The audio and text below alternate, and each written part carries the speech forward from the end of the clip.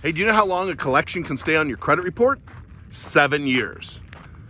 Then why is it that I see on a regular basis collections that are 10 years, 15, 20 years old on people's credit reports? Well, here's what happens. When you have a debt that you don't pay and it's sold to a third-party collection company, these companies aren't necessarily the most honorable companies out there. And in fact, many of them are run by ex-felons or ex-cons. And so their job is just to harass you, abuse you, threaten you in an attempt to get some money. And every day I get an email that about some collection company that got sued, that some are getting prison time from threatening people. And they get away with it because there's just not a lot of regulation on it. Well, there's a lot of regulation, but there's not a lot of enforcement. And a lot of people feel guilty with their debt. So the reason that you'll see a 10, 15, 20-year-old collection on a credit report is what they'll do is they'll buy these scrupulous collection companies will buy this debt that they know they can't legally report it. And so let's say you went to the hospital 10 years ago and you didn't have insurance, they forgave the debt, or maybe you had insurance, but they didn't get it into the insurance company in time. And so the insurance company wasn't going to pay it, or something happened. Okay. So it's a couple $100. The debt was forgiven. Maybe you paid it, maybe not. But 10 years ago, you went to the hospital and racked up this debt. And, excuse me, it was on your credit report for 7 years. And then it fell off because, according to the Fair Credit Report Act, you can only report up to 7 years. And so it come off. Well, this collection company decides they're going to sell it to this other collection company.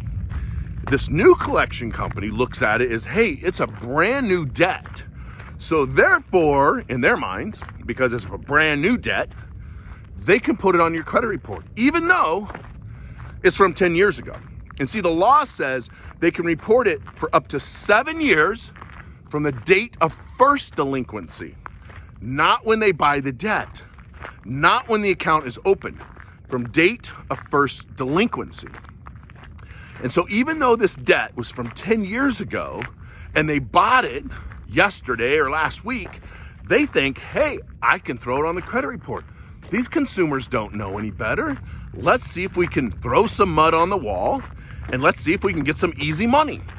And so what they'll do is they'll report this 10-year-old debt on your credit report, generally right before you get ready to buy a house.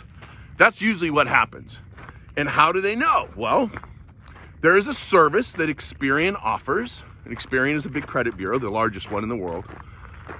There is a service that they offer to collection companies that if somebody like you is getting ready to buy a mortgage, or apply for a mortgage rather, buy a house, that they will be notified when that consumer applies for a mortgage.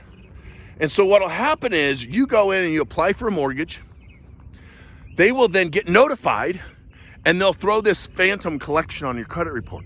A collection they know or maybe not know. And they know they can't legally put it on there, but you don't. And so they'll put it on your credit report in an attempt to get some fast cash.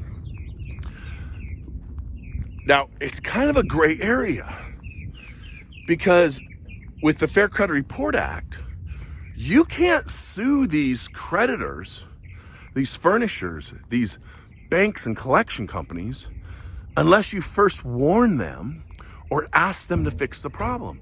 See, you have to regulate your own credit. It's not their responsibility. It's your responsibility to regulate it.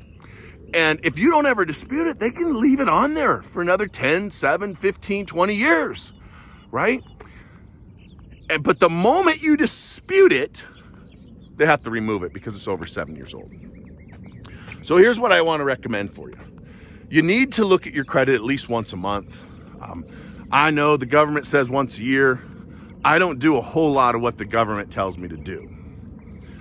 So, because I believe that they have a different interest in our lives, and they're paid millions and millions of dollars through lobbyists for the banks and credit bureaus and collection companies and the banks are second to pharmaceutical companies on lobbyist contributions and political contributions. So I say you should check it once a month. You need to get a good credit monitoring service, not Credit Karma. Credit Karma is not a monitoring service. Credit Karma is a credit card affiliate website. They make commissions just like I do. If you go to my website, rondylambert.com, and you get a credit card, guaranteed credit card, I make a commission. I make like $25-30. So just Credit Karma is the same way. They make money off the collection or the credit cards. So I recommend that you have a good monitoring service like my company, one of my companies, Credit Mojo. There's also Credit Check Total that I've used for years, Identity IQ. There's so many of them out there, but you need a good one. The reason I like Credit Mojo and the reason I have a credit monitoring service is because I'm in credit repair. I need 7 years of history in order to get a good deletion rate and to be able to see the whole credit report. Most of these credit monitoring services and credit reports are only 2 years of history, and so you don't see the full picture. So I recommend Credit Mojo, but again, it doesn't matter really which one you get, but it does matter that you're looking at it every single month and monitoring your credit. Now, if you do see mistakes on there, then I highly recommend that you dispute these mistakes. But don't go in there and dispute it like most credit repair companies or most uneducated consumers. And that is, this is not mine. I was never late. I don't know who you are. I never received a bill. This is my ex-wife's problem. This is my ex-husband's problem. This is my boyfriend's problem. This is my brother's problem. Don't dispute like that. You need to dispute based on inaccuracies. And for more information on how to dispute, I got tons of videos. I don't know how many dozens of podcasts on Credit Repair Radio and School of Wealth that I've got into the proper way to dispute a collection, late payment, charge-off, bankruptcy, short sale, foreclosure, tax lien judgment, whatever it is. But there is a proper way. So what you want to do is you want to look for a mistake in how they're being reported. So in this case, it's going to be an old collection. It's more than 7 years old. And it just showed up on your credit report. You're going to dispute, not the collection per se, that you owe the money. You're going to dispute the date of first delinquency. They're going to have it on there as open date. So remember, they bought it last week, and so that's going to be the open date, even though you went to the hospital 10 years ago. So you're going to dispute the date of last activity or date of last delinquency. So you simply write a letter, Dear Experian, Dear ABC Collection Company.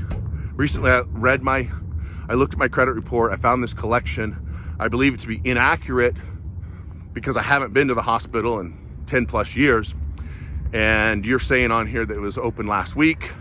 That must be a mistake on your part because, again, I haven't been to the hospital or I haven't been to the doctor, whatever it is. So please check your records. And if it is, in fact, inaccurate, which I believe it is, please immediately dispute it from my credit report. Otherwise, I will be forced to take legal action against you. Sincerely, whatever, right? So this is how you dispute it. Generally what's going to happen, they're just going to immediately delete it. They don't want to take the chance of being sued, and they get sued every single day. So hopefully this video helped you understand how to dispute a collection, when they can be reported, when they cannot be reported.